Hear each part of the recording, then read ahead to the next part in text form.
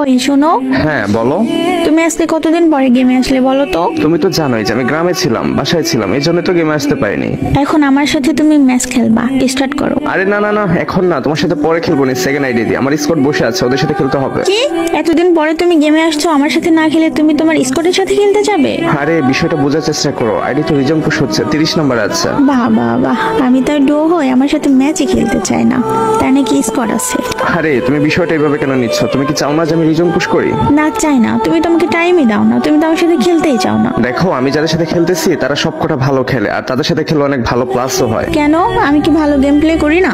না, আমি সেটা বলিনি, তুমি অনেক ভালো খেলো। থাক, হইছে, এখন আর আমাকে সান্ত্বনা দিতে হবে না। আরে বাবা, সান্ত্বনা না, তুমি থাকো, আমি 2-3টা ম্যাচ খেলে আসি, তারপরে সেকেন্ড আইডিতে আসবো, ওইটাতে দুজনে মিলে খেলবো। হ্যাঁ, কখনোই না, এখন তুমি আমার সাথে খেলবা মানে আমার সাথেই খেলবা। ধর বটলি, কথা শুনে না, বললাম যে না, এখন আমি স্কোয়াডের সাথে খেলবো, কথা বুঝো না তুমি?